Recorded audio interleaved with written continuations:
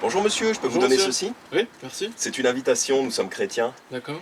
Est-ce qu'on vous a déjà expliqué comment faire pour aller au paradis? Non, moi je viens d'une famille plutôt athée, donc je connais pas trop, voilà, je crois pas trop en tout ça. D'accord. Ça vous intéresserait qu'on vous explique comment faire? Parce que ça prend quelques minutes et puis tout le monde doit se faire Ouais. sa propre idée. Oui, oui, pourquoi pas. D'accord, très bien. Bah, déjà, tout d'abord, ce qu'il faut comprendre, c'est que Dieu est parfait, il a une loi parfaite et D'accord. nous sommes coupables devant Dieu. Ok. C'est pour ça qu'à la base, on ne peut pas aller au paradis parce qu'on est une bonne personne, contrairement à ce que la majorité des gens croient, Mhm. parce que nous sommes déjà coupables devant Dieu. Oui, La c'est ce que Bible je nous pensais dit. qu'il fallait faire. Être bon. Ah oui, bah c'est ce que pensent la plupart des gens. D'accord. Mais c'est faux. Et je vais vous montrer, c'est très simple. Mais d'abord, il faut comprendre qu'on est coupable. Mhm. Ici, en Romains 3, verset 10, il nous dit, selon qu'il est écrit, il n'y a aucun juste, non, pas un seul. Donc D'accord. là, c'est très clair, il n'y a aucun juste. C'est-à-dire, personne n'est innocent. Mhm. Être juste, ça veut dire être innocent. D'accord. Et aucun être humain n'est innocent. Ça, c'est ce que Dieu nous dit. Personne n'est parfait. Il va dans les détails et au verset 23, il résume et il dit « Car tous ont péché et sont privés de la gloire de Dieu. » Tous les êtres humains ont commis du péché dans leur vie. Mhm. Vous savez ce que c'est que le péché? Oui, oui, c'est une mauvaise action par exemple. C'est ça. En fait, c'est tout ce qui va à l'encontre de la loi de Dieu. D'accord. À chaque fois qu'on enfreint la loi de Dieu, vous avez entendu parler des 10 commandements par Mhm. exemple, Mhm. à chaque fois qu'on enfreint la loi de Dieu, c'est un péché. D'accord. Mentir, convoiter les choses qui ne nous appartiennent pas, etc., etc. D'accord. Et tous les êtres humains ont commis du péché dans leur vie. Oui, oui, c'est vrai, on Tous a les êtres humains tous sont péché. coupables. Oui. On a au moins menti. Et à cause du péché, puisque Dieu est juste, Dieu doit punir le péché. C'est pour ça qu'en Romains 6 au verset 23, il nous dit « Car le salaire du péché, c'est la mort. » Donc ce que nous méritons à cause de nos péchés, c'est de mourir. D'accord. À cause de nos propres péchés, nous méritons de mourir. D'accord. Parce que Dieu est juste, il doit punir le péché. Et est-ce que vous pensez que ça parle juste de la mort physique du corps? Non, s'il y a un paradis et un enfer, non. Oui, c'est ça. Donc bien sûr, on part du postulat parce que c'est la vérité. Il y a Ouais. un paradis et un enfer. D'ailleurs, quand on meurt, quand le corps meurt, l'âme et l'esprit continuent. D'accord. Et l'âme et l'esprit vont soit au paradis pour vivre avec Dieu pour toujours, soit en enfer, et là c'est la mort et les tourments. Ah oui. Donc effectivement, ça ne s'arrête pas à juste une mort physique. La Bible parle de ce qu'on appelle la seconde mort. En Révélation 21:8, ça parle donc du jugement dernier, de ce qui va se passer dans l'éternité. Et il nous dit, mais les peureux, et les incrédules, et les abominables, et les meurtriers, et les prostituées, et les sorciers, et les idolâtres, et tous les menteurs auront leur part dans le lac qui brûle avec du feu et du soufre, ce qui est la seconde mort. Donc là, il nous parle de la seconde mort, et il nous décrit cette seconde mort comme un lac qui brûle avec du feu et du soufre. Et à votre avis, où est-ce qu'on mérite tous d'aller selon ce verset-là? Dans le lac de feu et de soufre. Oui, c'est ça. Parce qu'il fait bien attention de mentionner Tous et les tous menteurs. les menteurs. Mm. Et je sais que j'ai menti auparavant. Est-ce que vous avez menti auparavant? Oui, oui, On a tous menti. on a tous menti. Oui. Et là, Dieu veut vraiment nous faire comprendre, on est tous coupables à la base. D'accord. Mais ne vous inquiétez pas, donc ça ne s'arrête pas là, heureusement, parce que ça, c'est une mauvaise nouvelle. Oui. C'est un endroit terrible de souffrance et de tourment. Mais à votre avis, Dieu veut-il qu'on aille dans cet endroit? Bah, je pense pas, non. Non, vous avez raison, Dieu ne veut pas qu'on aille dans cet endroit. Pourtant, il est juste, et sa justice voudrait qu'on y aille, puisqu'on est coupable. Mais Dieu est aussi amour. Dieu est amour, donc il veut nous sauver de cet endroit. C'est pour ça que il dit ici en Romains 6, 23, donc ça c'est ce que je vous ai déjà montré plus tôt, Oui. car le salaire du péché c'est la mort. Heureusement ça ne s'arrête pas là. Mais le don de Dieu, c'est la vie éternelle par Jésus-Christ notre Seigneur. Donc Dieu a un cadeau, a un don qu'il veut offrir à tous les êtres humains. D'accord. Et ce don, c'est la vie éternelle. Le don de Dieu, c'est la vie éternelle par Jésus-Christ notre Seigneur. C'est-à-dire, vous pouvez être pardonné de vos péchés et vivre pour toujours avec Dieu. C'est un don que Dieu veut vous offrir. Et ça se passe grâce à Jésus-Christ. D'accord. C'est pour ça que nous prêchons Jésus-Christ, nous ne prêchons pas un autre Dieu. D'ailleurs, Jésus lui-même a dit « Je suis le chemin, la vérité et la vie. Personne ne vient au Père que par moi. » C'est-à-dire, personne ne va au ciel, personne ne va devant Dieu le Père que par Jésus-Christ. D'accord. Alors, ce qui s'est passé, c'est que Jésus-Christ est né de la Vierge Marie. Donc déjà, un miracle, une naissance miraculeuse, puisque naître d'une Vierge, c'est un miracle.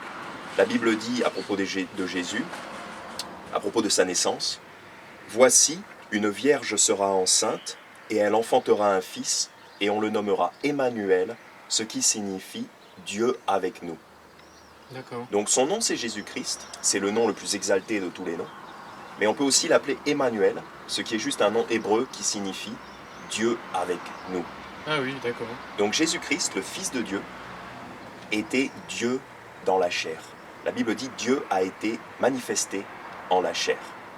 Donc le Fils de Dieu, Dieu dans la chair, a marché parmi les hommes il y a environ 2000 ans. Il faisait beaucoup de miracles, il soignait les gens, il prêchait la parole de Dieu, il a même fait des résurrections, il a ressuscité certaines personnes. Oui. Et vous savez ce qui est arrivé à Jésus-Christ?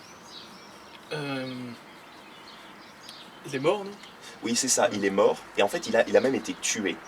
Mais il était bon, il n'a jamais rien fait de mal. La Bible dit, il a été tenté en tout point comme nous le sommes, cependant sans péché. D'accord, oui, il était parfait. Il est parfait car il est Dieu. D'accord. Et Dieu ne pêche pas, il n'y a aucun péché en lui. Oui. Et pourtant, les hommes de l'époque beaucoup d'entre eux l'ont détesté et ils l'ont crucifié. Ici, en Acte 2, au verset 23, à propos de Jésus, la Bible dit aux Juifs, donc les Juifs de l'époque, « Vous l'avez pris, et par des mains iniques, c'est-à-dire méchantes, et par des mains méchantes, vous l'avez crucifié et fait mourir. » Donc ils l'ont crucifié et fait mourir. Mais Jésus-Christ, personne ne l'a forcé à aller à la croix. Il y est allé volontairement, par obéissance à son Père et par amour envers les hommes. D'accord. D'ailleurs, je vous montre ça. En Romains 5,8, la Bible dit «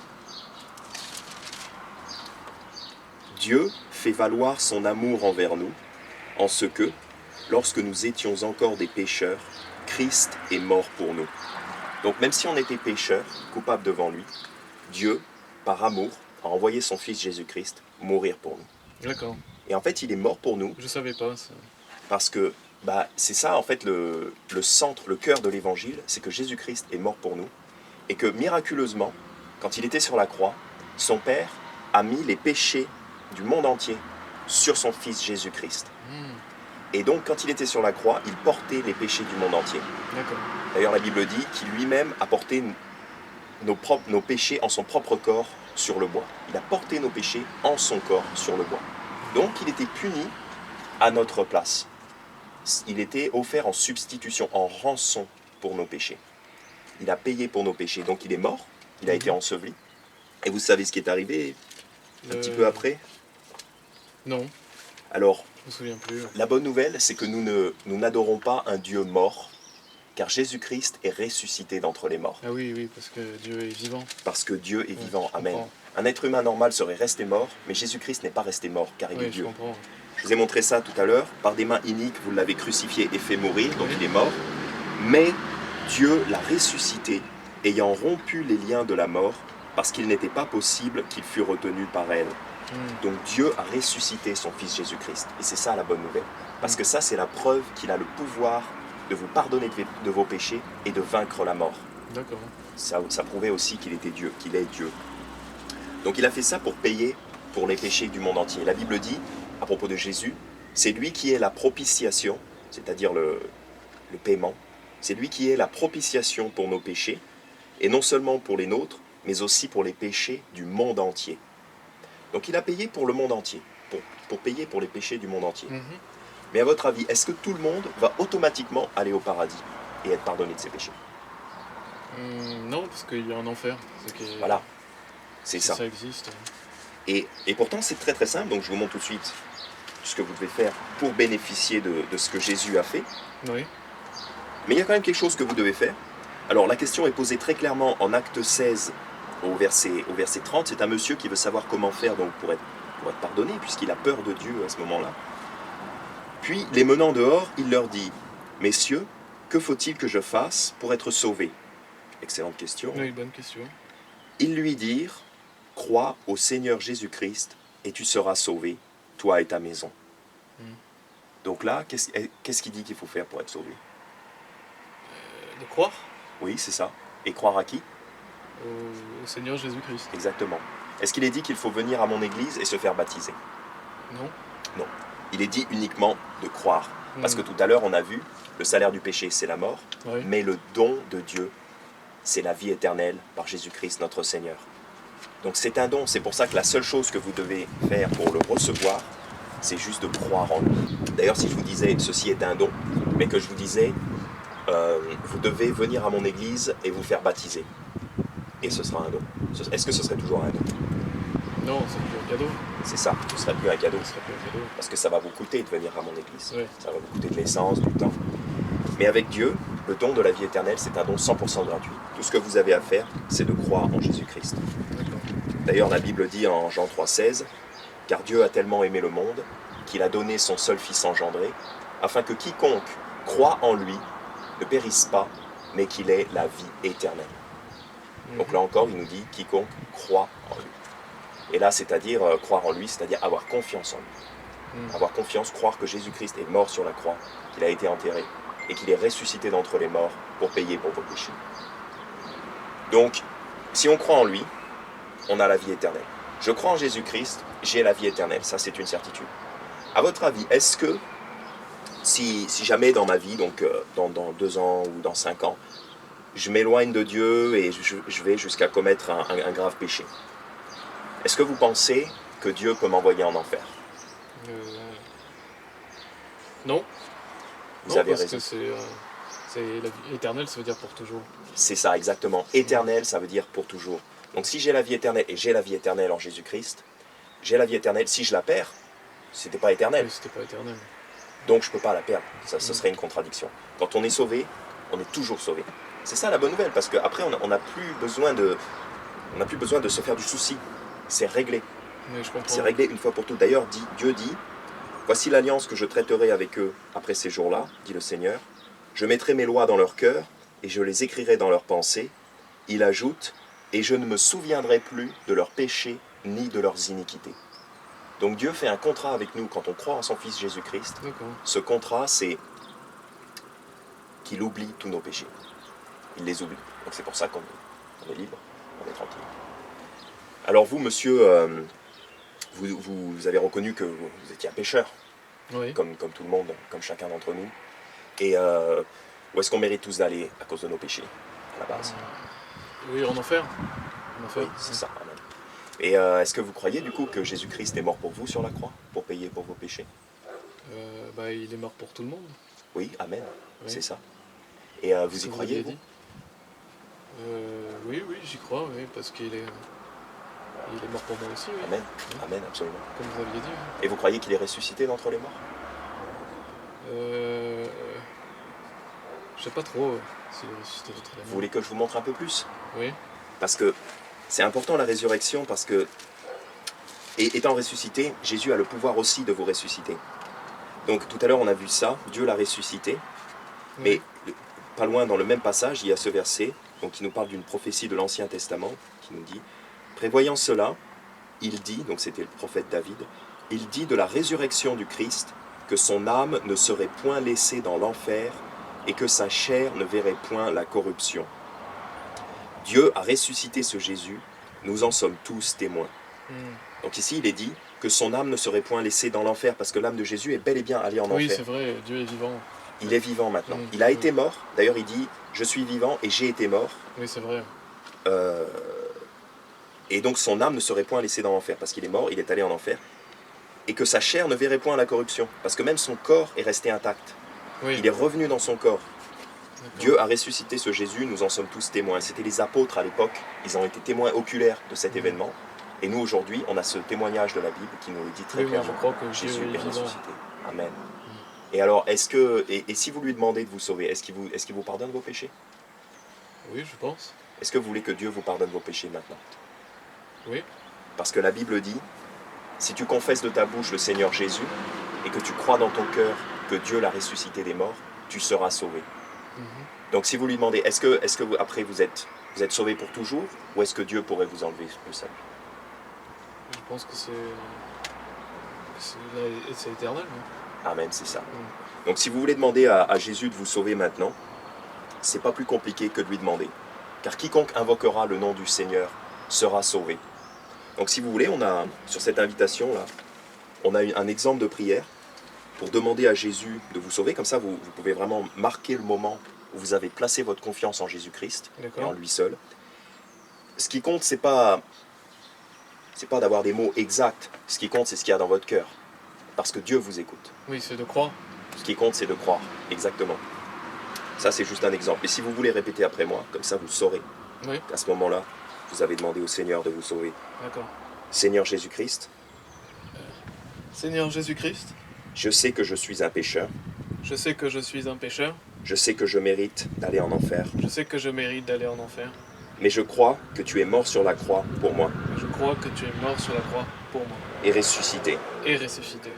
S'il te plaît, S'il te plaît, sauve-moi aujourd'hui sauve-moi aujourd'hui, et donne-moi la vie éternelle. donne-moi la vie éternelle. J'ai confiance seulement en toi, Jésus. J'ai confiance seulement en toi, Jésus. Amen. Amen. Voilà. Donc, c'est ça. Vous avez la vie éternelle. Vous avez demandé à Jésus de vous sauver. Jésus-Christ a rempli sa promesse. Et une fois sauvé, toujours sauvé. D'ailleurs, il dit, mes brebis entendent ma voix, et je les connais, et elles me suivent. Et je leur donne la vie éternelle, et elles ne périront jamais. Et nul ne les ravira de ma main. D'accord. Donc vous êtes dans la main de Jésus-Christ. D'ailleurs, vous êtes son enfant. Vous êtes l'enfant de Dieu par la foi dans le Christ Jésus. Car nous sommes tous enfants de Dieu par la foi dans le Christ Jésus. Vous êtes son enfant, il vous tient dans sa main, et il ne vous laissera pas partir. Parce que ça dépend de lui. Et si j'arrête de croire, Alors, imaginez un petit enfant, parce que la Bible dit, à tous ceux qui l'ont reçu, il leur a donné le pouvoir de devenir les enfants de Dieu, c'est-à-dire à ceux qui croient en son nom. Donc ceux qui croient en Jésus-Christ, ceux qui croient dans le nom de Jésus-Christ, sont devenus les enfants de Dieu. À votre avis, si un petit enfant dit, c'est mon fils, c'est mon petit enfant, il dit, papa, je crois plus que tu es mon père. Est-ce que pour autant, ça fait de lui que c'est plus mon enfant? bah non, non. Et non. Il est toujours mon fils génétiquement. Bah oui. D'ailleurs, même s'il perdait, disons, s'il perdait la mémoire et qu'il croyait plus que je suis son père, est-ce que pour autant, il ne serait plus mon enfant? Vous êtes toujours son père. Et oui, génétiquement, je suis toujours son père. D'accord. Parce que ce qui compte, c'est pas notre fidélité à nous. Ce qui compte, c'est pas que nous, on soit fidèles dans la foi. Mais ce qui compte, c'est que Dieu est fidèle. Dieu a promis, donc Dieu va le faire. Dans l'espérance de la vie éternelle, que Dieu, qui ne peut mentir, a promise avant les temps éternels. Donc comme Dieu ne peut pas mentir, puisqu'il a fait une promesse, il vous a fait une promesse en Jésus-Christ de vous donner la vie éternelle et de vous pardonner vos péchés, puisqu'il a fait une promesse, c'est garanti. C'est 100% garanti, puisque Dieu ne peut pas mentir. Mais je pense d'ailleurs que, de toute façon, techniquement, c'est impossible d'arrêter complètement de croire en Jésus-Christ. Vous pouvez avoir des doutes. Il se pourra que vous ayez des doutes au cours de votre vie.